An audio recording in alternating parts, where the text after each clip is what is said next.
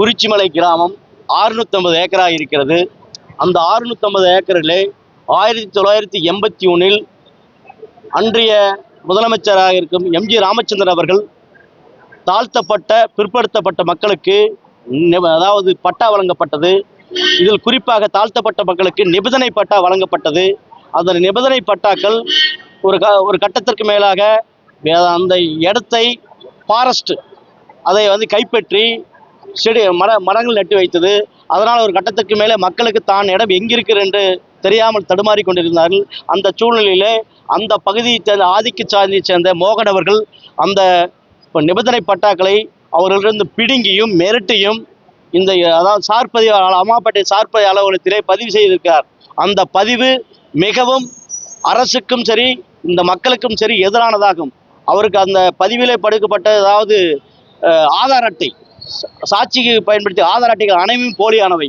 அதனால் உடனடியாக அந்த பதிவை ரத்து செய்ய வேண்டும். மக்களுக்கு அந்த தாழ்த்தப்பட்ட மக்களுக்கு அந்த இடத்தை மீண்டும் மீட்டு தர வேண்டும் என்று நாங்கள் மாவட்ட ஆட்சியாளரை சந்திக்க வந்திருக்கிறோம்.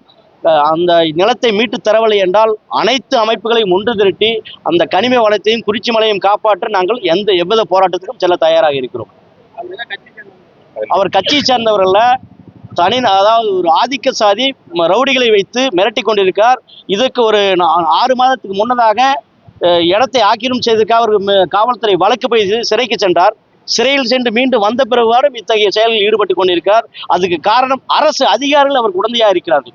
அதனால் வன்கொடுமை தடுப்பு சட்டத்தில் அவரை மட்டுமல்ல அவருக்கு உறுதுணையாக இருந்த அனைத்து அதிகாரிகளையும் இந்த வழக்கிலே சேர்க்க வேண்டும் என்று எங்கள் கோரிக்கை இருக்கிறது. தமிழ் புலிகள் கட்சி மாவட்ட செயலாளர் வேங்கை பொன்னுசாமி. முதலமைச்சர் எம்ஜிஆர் அவர்களால் தாழ்த்தப்பட்ட பிற்படுத்தப்பட்ட மக்களுக்கு நிபந்தனையுடன் கூடிய விவசாய நிலங்களை அந்த பகுதியில் வாழுகின்ற 50க்கும் மேற்பட்ட மக்களுக்கு அளித்தார்கள். அவர்கள் யாரும் எப்பொழுது உயிரோடு இல்லை. அந்த நிலத்தை அந்த பகுதியிலே வாழுகின்ற மோகன் அவர்கள் சட்டவிரோத நபர்களை வைத்து ஆவணப்பதிவு செய்து நிபந்தனை நீக்க உத்தரவுகள் எதுவும் பெறாமல் அந்த நிலத்தை தாழ்த்தப்பட்ட மக்களுக்கு வழங்கப்பட்ட நிலத்தை கபளீகரம் செய்து ஆக்கிரமிப்பு செய்துள்ளார்.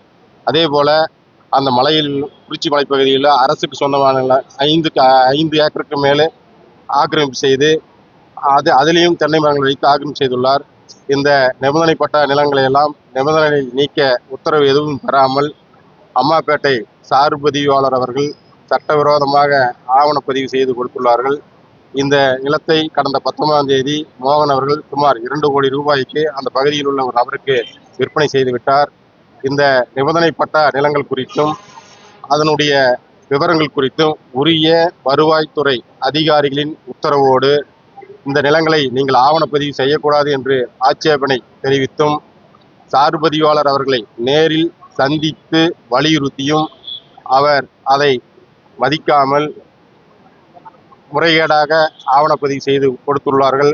ஆகவே அந்த சட்டவிரோதமாக பதிவு செய்யப்பட்ட ஆவணத்தை ரத்து செய்ய கோரியும் அந்த நிபந்தனைப்பட்ட நிலங்களை மீட்க கோரியும் அரசு நிலத்தை மீட்டு மீண்டும் அரசின் பொது பயன்பாட்டிற்கு கொண்டு வரக்கோரியும் அந்த பதிவு செய்த சார்பதிவாளர் மற்றும் ஆவணங்களை பதிவு செய்து கொடுத்தவர்கள் சாட்சியாக கையெழுத்திட்டவர்கள் ஆவண எழுத்தர் உட்பட அனைவரையும் தாழ்த்தப்பட்ட மக்களின் நிலத்தை பிடுங்கிய காரணத்திற்காகவும் அவர்களுடைய வாழ்வாதாரத்தை அளிக்கும் நோக்கத்தில் செயல்பட்ட இந்த சார்பதிவாளர் உள்ளிட்ட அனைவரின் மீதும் வன்கொடுமை சட்டத்திலே வழக்கு பதிவு செய்து அவர் மீது நடவடிக்கை எடுக்க வேண்டும் என மாவட்ட ஆட்சித்தலைவர் அவர்களை இன்று சந்தித்து கோரிக்கை மனு அளித்துள்ளோம்.